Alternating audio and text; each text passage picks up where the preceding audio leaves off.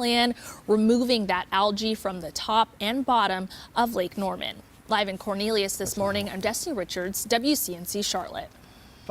Time now to connect the dots. When we make the news make sense. Today's the start of Black History Month. It's a designation with roots right here in North Carolina.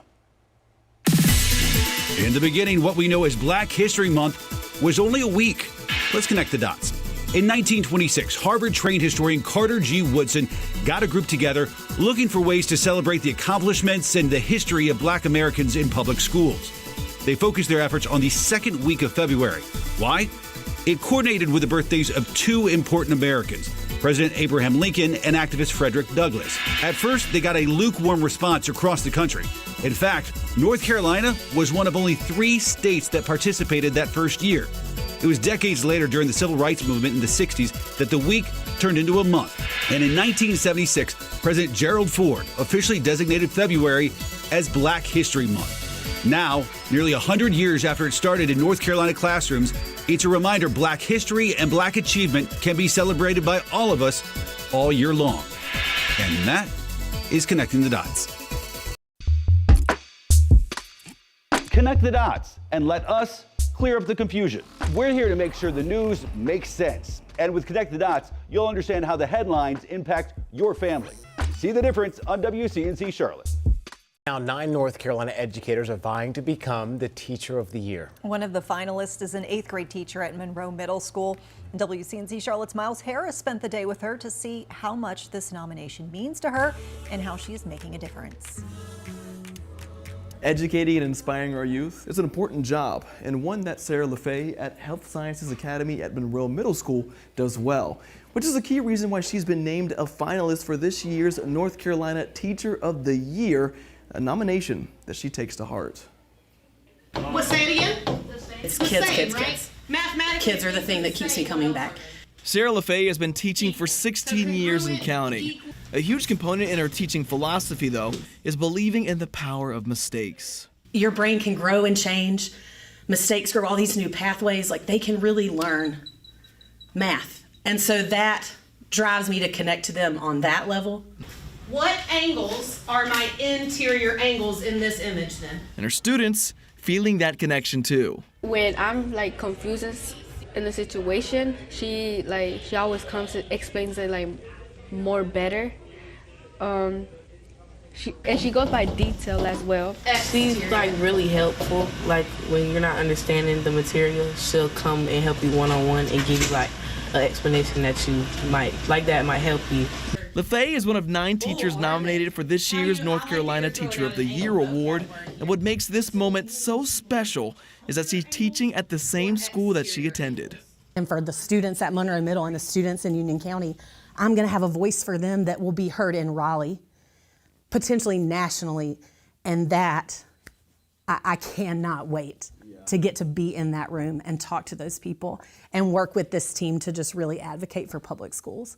What, say it again. I feel like she deserves it. She's a really good teacher, and she's well with students. The winner for the Teacher of the Year award will be announced in April. In Monroe, Miles Harris, WCNC Charlotte. Equaled 180. There was a fancy. And we know so many educators are making a difference every day. If you love this story and you want to hear about other teachers making an impact in their classrooms as well, you can watch the WCNC Plus app tonight. That's where we're going to share stories of some outstanding teachers who have gone above and beyond. So that's going to be the Heart Threads episode that's running at 8:30 p.m. Charlotte. We are following breaking news right now. New Panthers head coach Dave Canales and general manager Dan Morgan addressing the media and public for the very first time. Let's take a listen. Legends who are here.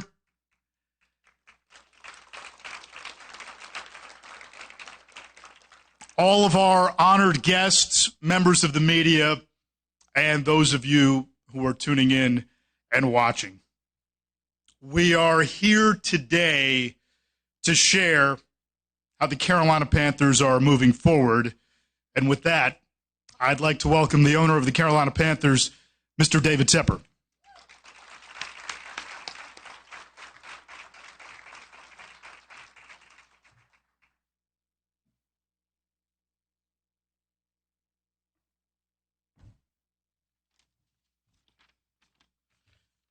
Hey, good morning, everybody. Exciting day today. I'm excited to introduce to you our new head coach, Dave Canales. You can stand up. And our new President of Football Operations, General Manager Dan Morgan. I'm also thrilled to welcome Brant Tillis, who will serve as our Executive Vice President of Football Operations. Brant is with us today. Stand up, Brant. His wife, Elizabeth, is with him. Let me tell you a little bit about Dan and Dave. They're tremendous people, well-respected, and they are both connectors. Dan has 14 years of front office experience all throughout the league. When Dan was a player, he kept the defense connected and on the same page.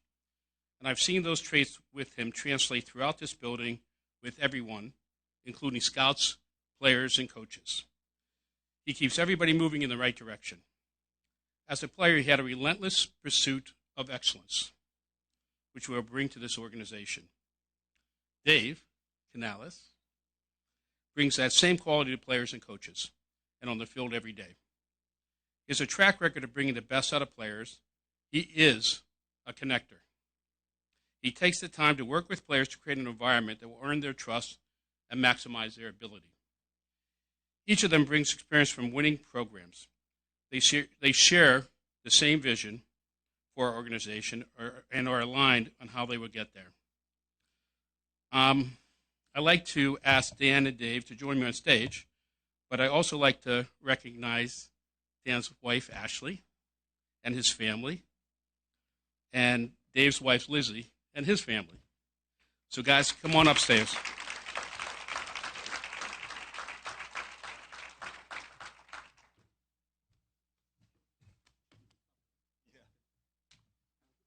There we go. Inner city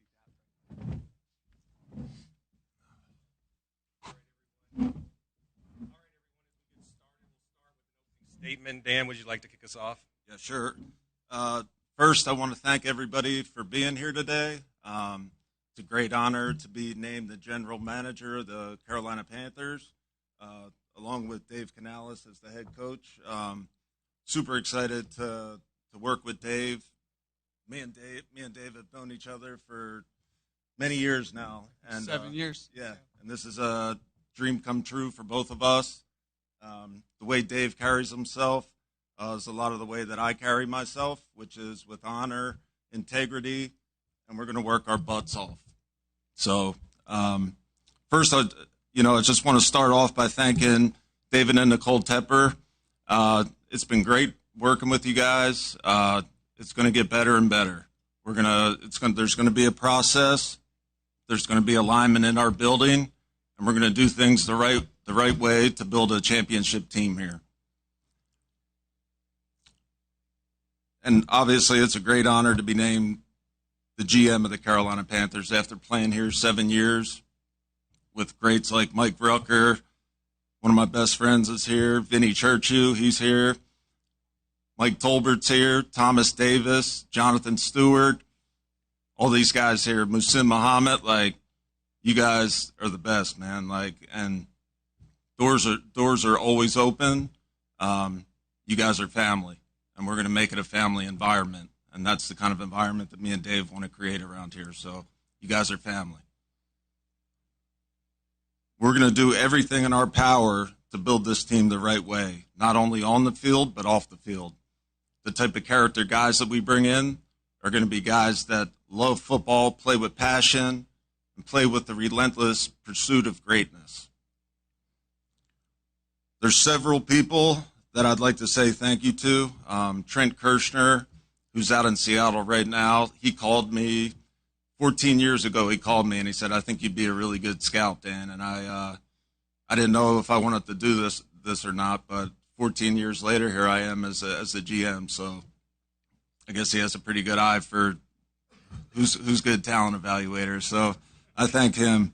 John Schneider and Pete Carroll, they were so much fun to work with. I learned so much.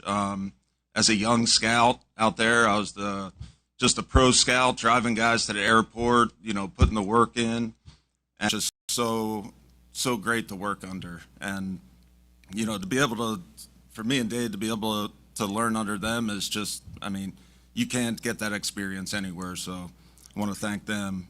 Brandon Bean, Joe Shane, and Sean McDermott, who I worked with in Buffalo. Again, learning from great mentors, people that know football, people that know how to put an organization together. Again, I can't thank them enough for everything they've done, and they've continued to help me to this day. Terry and Kim Pagola with the Buffalo Bills. Can't thank them enough for welcoming me in and my family in. They're the best. Just great people, just like Mr. and Mrs. Tepper. There's some great ownership in this league. Scott Fitter, I want to thank him for bringing me back to Carolina and giving me this opportunity. Scott's one of my great friends, and I thank him for everything that he's done for me. All of the Seahawks and Bills players, I want to thank them, because let's tell it how it is. All the sacrifices those players have had, and the hard work and the dedication, we wouldn't be where we were if it wasn't for the players. The players are what make this game. And I just want to thank everyone involved, player-wise, for being great and, just kind of developing the relationships with them. I'd obviously like to thank my family, my wife Ashley, my daughter Lexi, my son Brady, and my youngest Callie. I love you guys so much, and I wouldn't be able to do this without you guys. All the hard work, all the dedication, all the sacrifice, Dad being at work and maybe missing some games. But I thank you guys, and I love you guys so much. To my parents, I want to thank them for instilling the values in me, honor, integrity, hard work, dedication, all those things that I carry with me to this day. And I would just want to thank them for always being there for me. I want to pass it off to Dave. Thanks, Dan. Morning. Just what a moment of gratitude. What a moment of just thankfulness.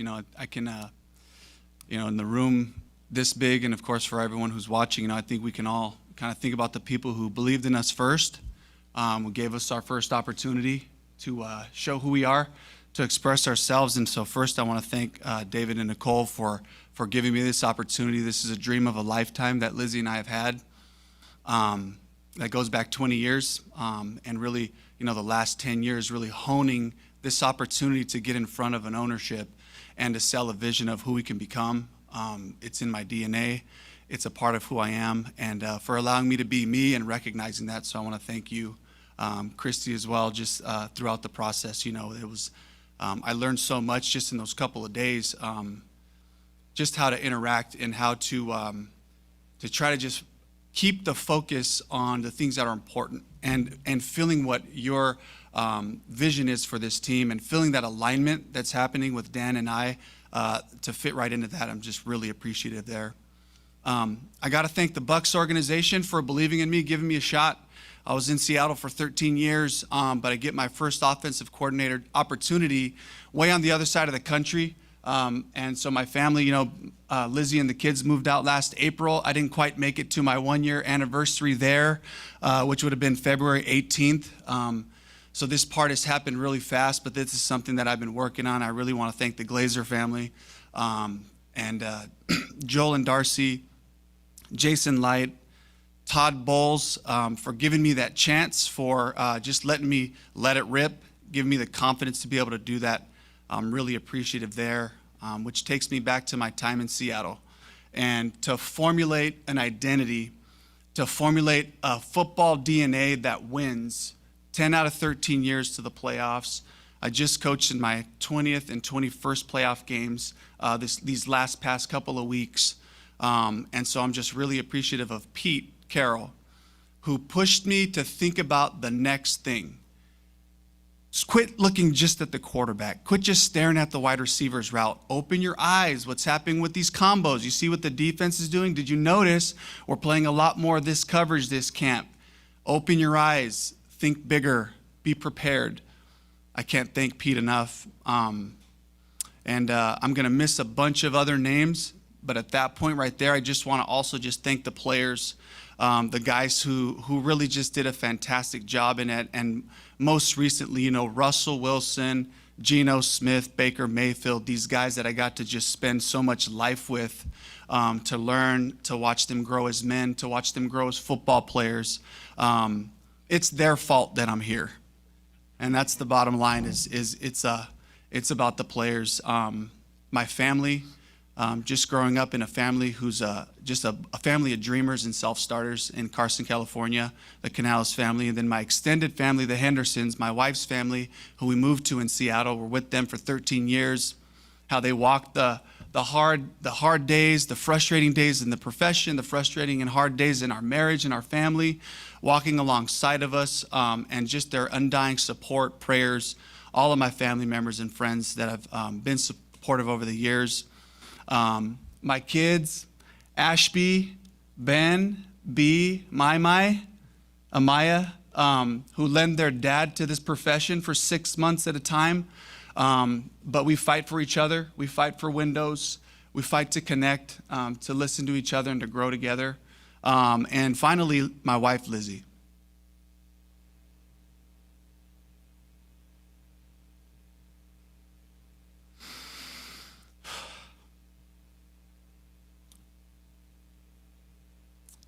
It's really her fault. 20 years ago, I'm the head JV coach at Carson High School. Fired up. I'm so excited. We go to play Venice High School. It's my first game coaching. She's sitting up in the stands with about 35 crazy parents. And we got smoked 34-13 that day. It was the greatest day of my life because I had found it. I found my passion.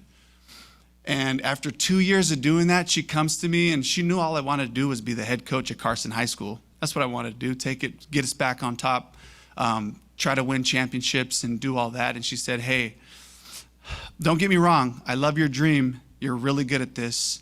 I think you can go as far as you want, and I got your back. And I'll make it happen, whatever we need to do. And she did. And she worked 3 jobs at times. And she told me the hard truths. And when I had problems with players or coaches, said, you know what you need to do? You need to sit down and have those conversations. And she's just been everything to me. This is our journey. This is our dream. And we've been so excited and prepared for this opportunity. So thank you, and I love you, babe. So that's just kind of the journey, how I got here. Started off with the dream in high school, and that turned into junior college. And at El Camino College, I learned the spread pass game from a man named John Featherstone, rest in peace. And that's where I met Pete Carroll, and Pete gave me an opportunity to come along with him. I spent 14 formative, amazing years. I don't know if you've heard the saying, see a little, see a lot. Well, if you can sit at that same porch, you'll watch the world go by. Watch the NFL world come through, the trends, the changes, the players, the generations of players, how to communicate, all happen in one place, in one city. For me, just was a recipe for forming a really solid identity and a belief in a way to win. And I was able to fortunately take that to Tampa last year and to show what can happen. Not what can't we do, but what can we do? Who are our guys? And how do we build an offense around these people? And I'm excited to be able to do that here with the whole team, to find our strengths, make them second nature, to find our weaknesses and work them into strengths. And I'm so excited to do it with Dan, with Brant, with Mr. and Mrs. Tepper, and all of us in the building, really, that every time those players walk into this building, they're going to feel that intentionality. They're going to feel that this is about them. This is about building a place for them to thrive. And so I'm excited to be here and to do this with you, Dan. Likewise. Just kind of wanted to talk about like the type of players that we want to bring in here and just DNA-wise. First of all, we need to find those leaders, those competitors, as Jay Stu would say, those dogs. Like, we need some dogs. Like, we got to get some guys that are passionate about football, that love football. They want to come out every day and compete on the practice field, in the weight room, We need competitors. We got to bring that back here. We got to bring that back here to Bank of America Stadium, to where people get excited about coming to see our team. We're super passionate about bringing a team that the fans can be proud of, that our, players can be proud of. Like when teams drive up to this stadium, we want them to fear that logo. The logo has to be feared again, because right now it's not feared. So we got to get that back. But I think it starts with getting the right type of players. And it's guys like you, like Thomas Davis, Jonathan Stewart, Musim Muhammad. We got to get those type of guys. We want players with grit. We want players like Steve Smith, play with a chip on your shoulder, no holds bar. He's not taking any prisoners. We need those type of guys. Instincts and tenacity of Thomas Davis and Luke Kuechly, guys like that can make plays. We need playmakers out there.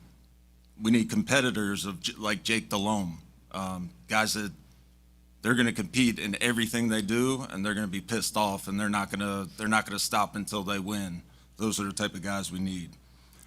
I remember in 2003 we had our playoff game here, and I remember those towels out there, the white towels waving around.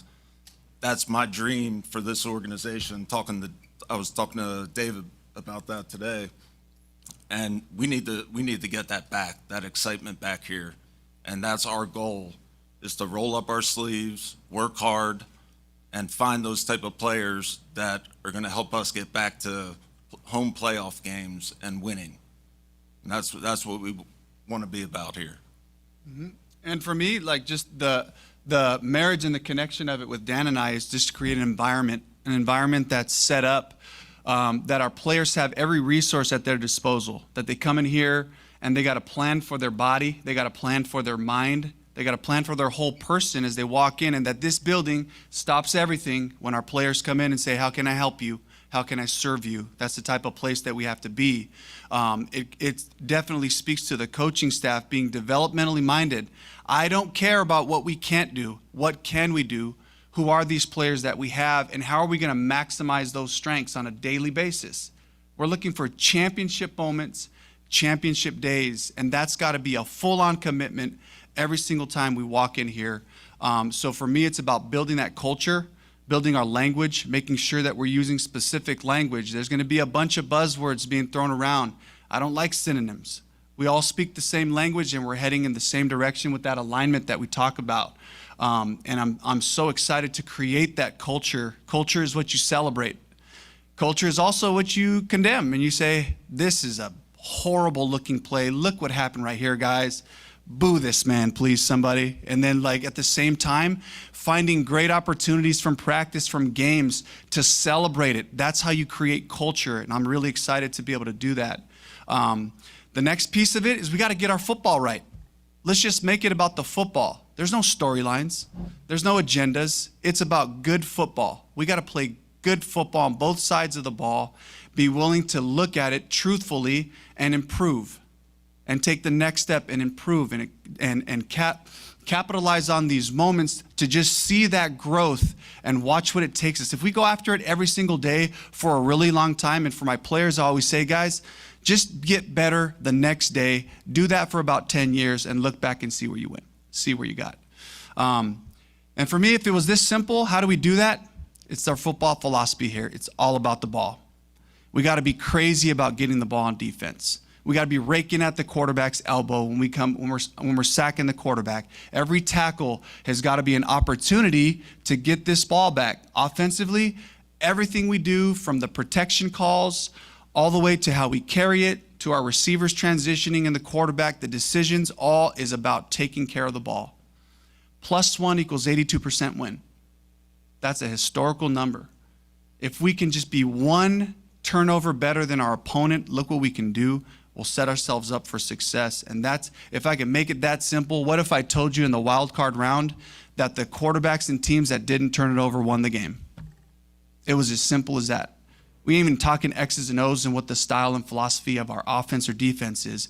If we make it about the ball, we can go as far as we want to and put ourselves in a position to be a championship team.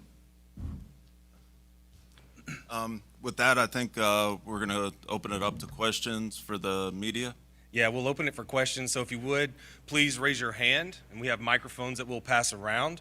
And as we call on you, or we'll pass to you. So please raise your hand. We'll get you the mics. Introduce yourself with your name, your affiliation, and we'll go from there. So our first question will come from Steve Reed, followed by Carla Gephardt.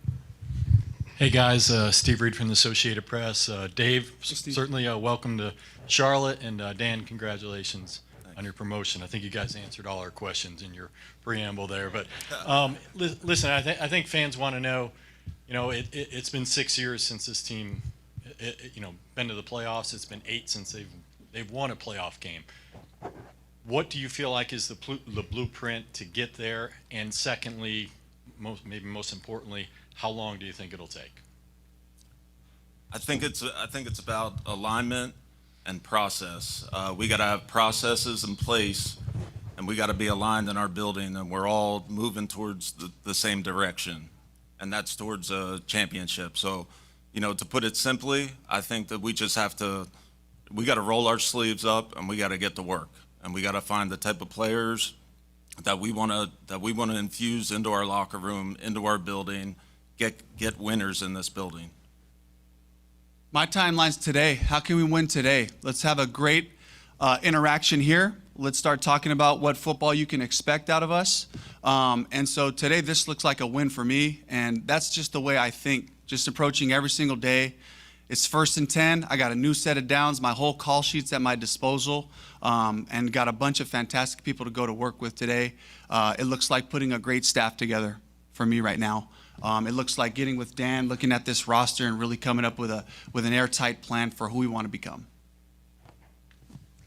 Carla Gebhardt of Fox Charlotte. My question's for Dave. You mentioned your experience with quarterbacks. I want to know how that experience might help continue to develop Bryce Young in his second year.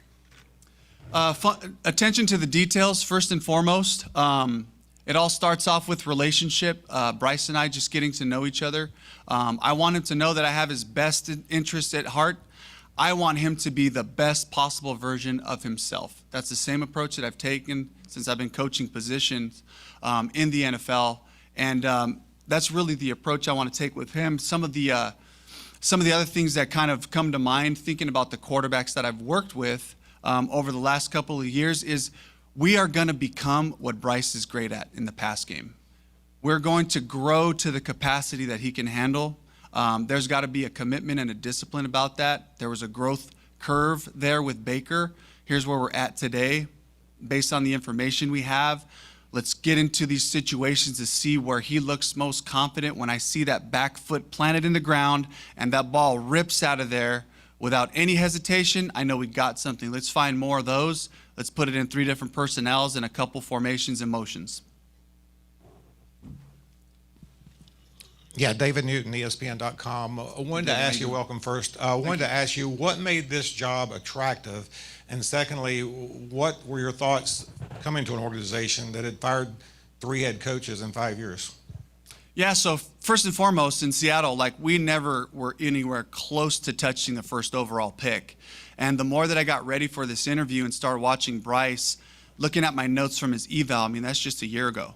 We're evaluating him as a player, as a person, and with all the information that we could, I just got more and more fired up about the opportunity to have this amazing talent.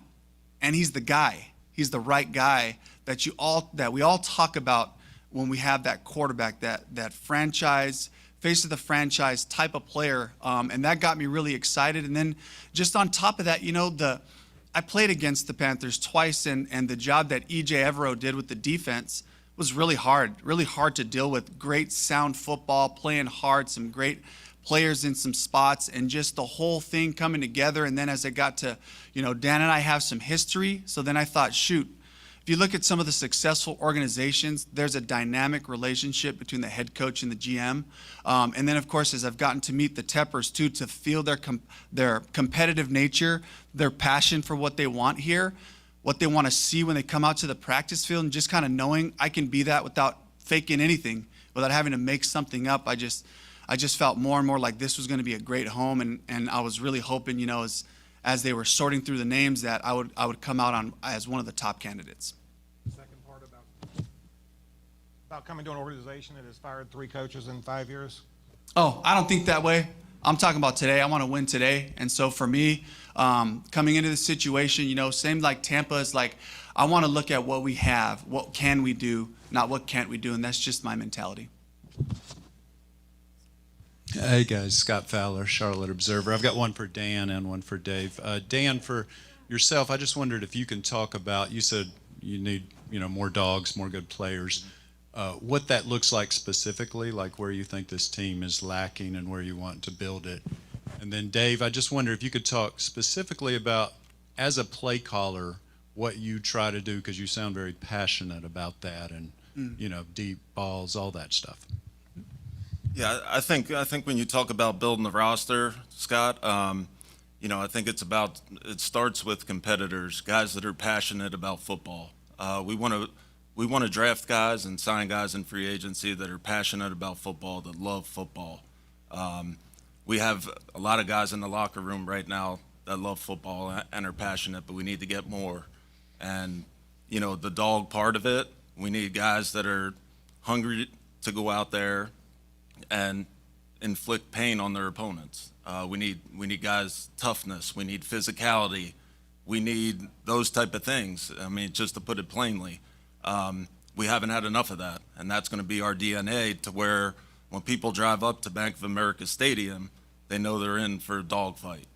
So that's what we want to create here.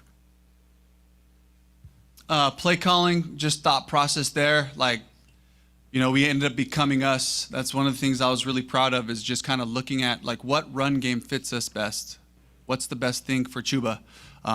What's the best pass game for Bryce? You know, with the different pieces that we have on the offensive side. You know, we were able to find an identity in how to do that and win down the stretch, to put ourselves in position to play good football and beat a really good team in the wild card round and give the Lions a run for their money there. That's a really good team, a great environment and challenge for us there. And there were a couple games that got pretty hot there, you know, and this is my first time around, so I'm really excited to see the growth there too. Some people in the building that we have who have done it at a high level for a long time, you know, Jim Caldwell being one of those, who's just got an eye for offense, an eye for this whole organizational piece. And I'm excited for my growth in the second year as calling plays. And the mentality is, what are they giving us today? And just having that variety, having the marriage of the run and pass, things that start off the same but end up being different, you know, to have those nuances in plays, and utilize my staff so I can have good information on game day. Dave, are there particular things you recall about Dan as a young scout in Seattle, his first, you know, entry into that part of the profession, and how do you guys plan to create kind of that John Pete dynamic here? Yeah, well, we were about, was it 1 or 2 doors apart? 2 doors apart in the hallway down there, and it was kind of a little bit of a crazy, loud hallway for us. And but you know what I remember about Dan in those times is just his conviction, his belief. Ashley, I'm sure you have a hard time, you know, thinking that he had an opinion about stuff. But right off the bat, you know, just as a former player, he comes in and is like, he could just see it. He could just tell what a good football player was. And I wasn't, by no means was I an expert at that time, but I just, you know, I have a high value of my ability to evaluate. And Dan always had his opinions, and it was very clear thoughts that he felt strongly about. So that impressed me early on. And then as we grew to get to know each other, it was just kind of like he was such a natural in this world of evaluating players. Hey guys, Joe Person back here in the 4th row. I've got one for each of you. So I'll start with Dan.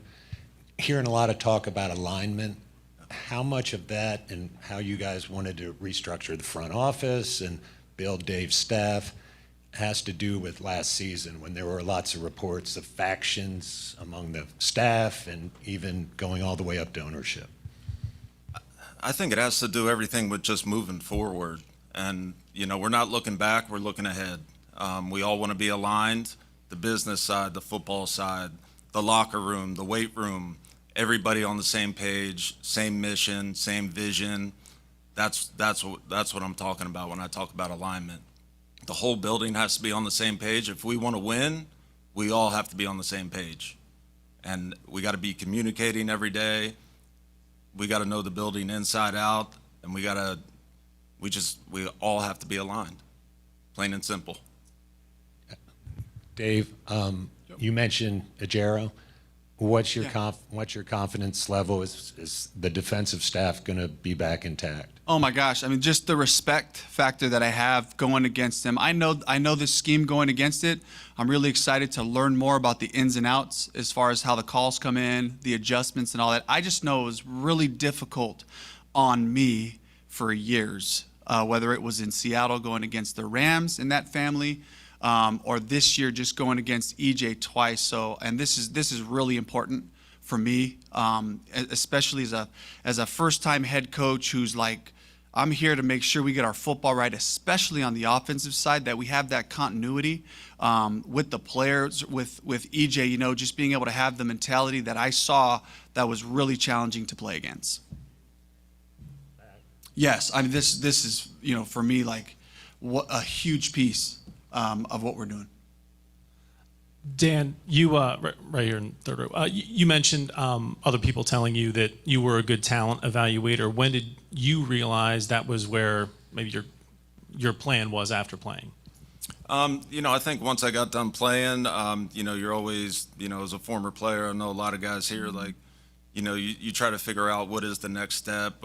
You know, who am I? Because you reach your goal at such a young age, and then you're left retired, and you're like 30 some years old, and you're like, well, what am I going to do with the rest of my life? It's not like you can go in the corporate world or just go somewhere and get a job.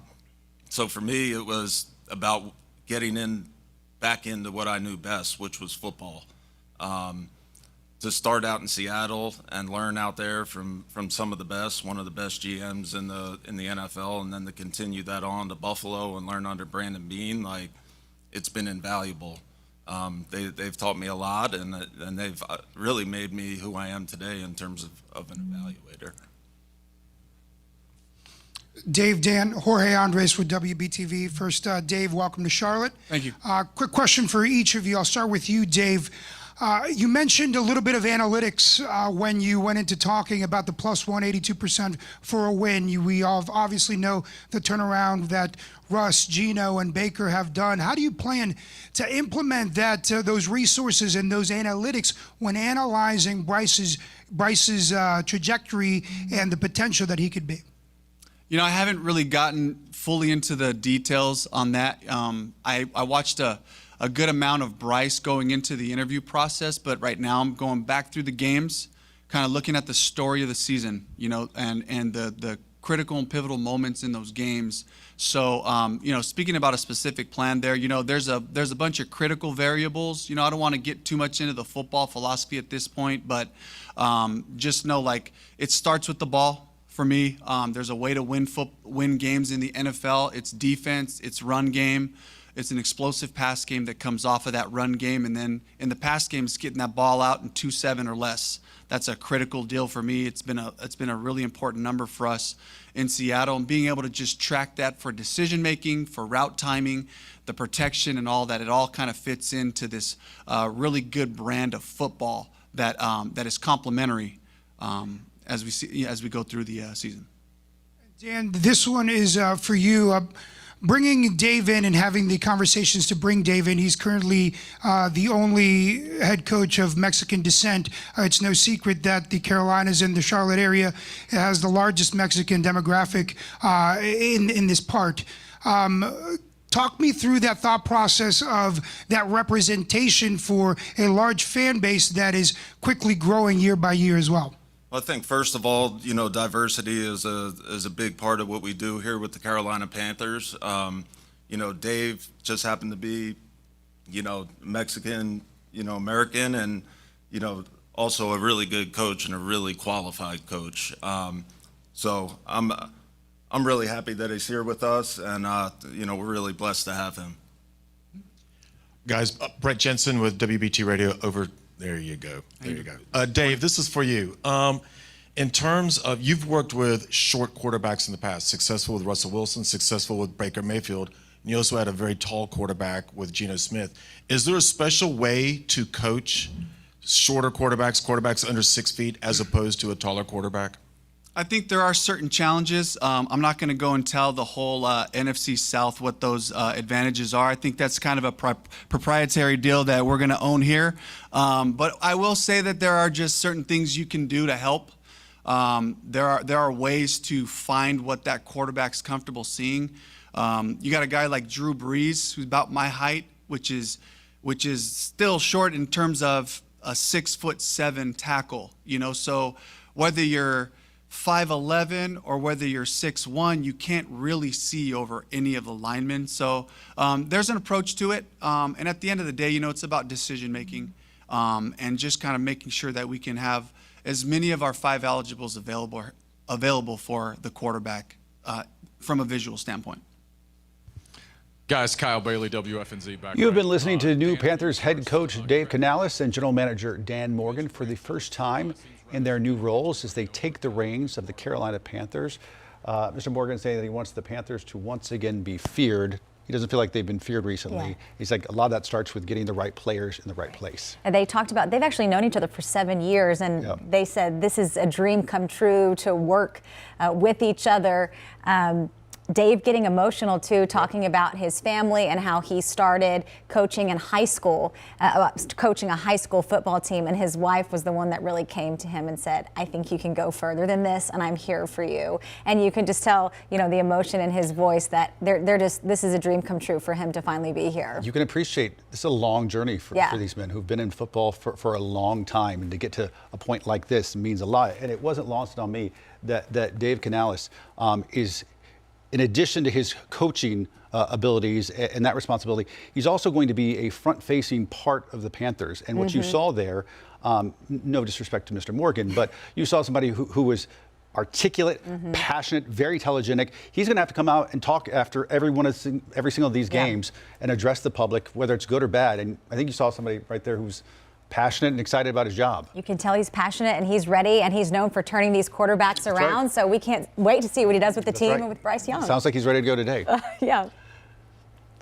All right, well, we're going to return you to regular programming, and we'll see you back here for the news at 11:30.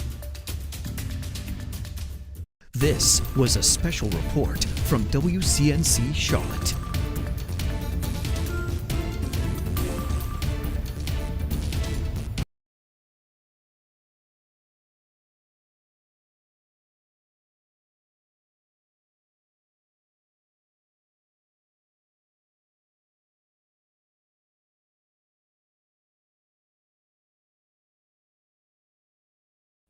The game, ESPN Charlotte. You talked about that alignment. I guess in terms of the alignment, even the power structure, what does that look like between ownership, front office, and coaching staff? Yeah, I think it's going to be a strong bond. It's going to be a daily communication between the front office, between ownership, between the head coach, and it's just alignment on the roster. It's alignment on just everyday thinking. Like, what are we about? What's the vision? Are we doing the best things to reach that vision and that mission every single day? So it's just constant communication, and it's just being aligned in everything we do down to the detail. Guys, on your right, Mike Solarte, Spectrum News 1. Dave, welcome to the Carolinas. Dan, thanks, Mike. Congratulations. Mike. It's been a journey. You guys talked about alignment and everything else, but you're both on a similar, I guess, timeline in your careers. Are you guys feeling any amount of pressure to try to bring this team back to where you wanted to go, Dan? I mean, you were part of a Super Bowl team, and Dave, I know you want to follow in those footsteps. No pressure, but a lot of hunger. Like, a lot of hunger to be great, a lot of hunger to get this organization back to where it needs to be, which is back in the playoffs, which is competing for championships year after year. So there's a urgency with that, that we're striving towards every single day. Can I say I'm nervous? Is that all right? I mean, let's be honest, just getting this opportunity, and I've got a ton of excitement about it. I got a lot of things that I'm ready to put to the test, and that's been a lot of theory, from a leadership standpoint. But yeah, this is a big task. This is serious for me. This is a great opportunity. And so I don't take that lightly, but at the same time, like Dan just hit, like, I'm fired up about it. And I love a great challenge. And I didn't shy away from the Tampa job. And there was a lot of people that kind of looked at that and thought, like, what are you thinking? You got a great situation with Geno in Seattle. And I just was like, I'm going to bet on us. And I'm going to look at what we do have and see if I can make the most. It's about maximizing. Somebody ran into me and was like, you guys really overachieved. And I just hate that term. I love the thought of maximizing, just getting every last drop out of everyone involved, all together in a worthy cause. So I'm excited for it, and I'm nervous too. And I realize how weighty this is. All right, we have time for 2 more questions. We'll go in the back and then wrap up with Alex Zietlow from the Post. Michael Sett, Fox Charlotte. Dan, at the moment, you guys do not have a first-round draft pick. How high is it on the to-do list to get one? It's not really high. I mean, we have the 33rd pick, which, you know, is essentially a late first-round pick. We're just going to draft good players, and, you know, hopefully at 33, I think there'll be a good player there. You know, if we choose to move back, if we choose to move up, you know, that's to be seen. But we're going to plan, we're going to have a plan, and we're going to execute on that plan. Hello, to your right. Alex Zietlow with the Charlotte Observer.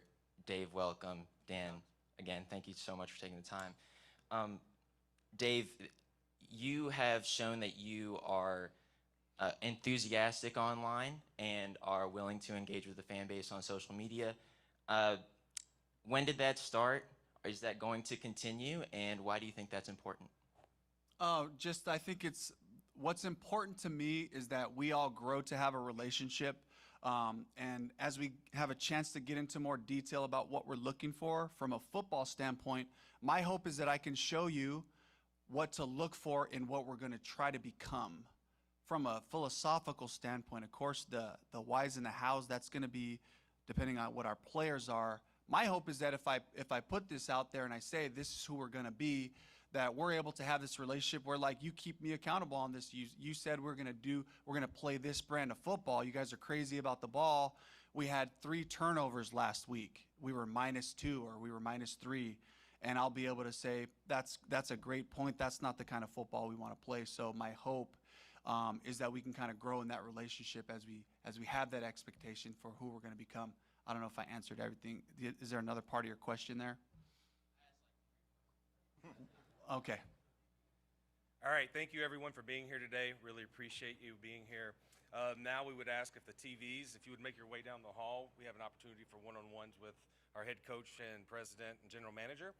And for our working writing press, if you would make your way to our media workroom, we'll have some player availability coming up very shortly. Thank you very much.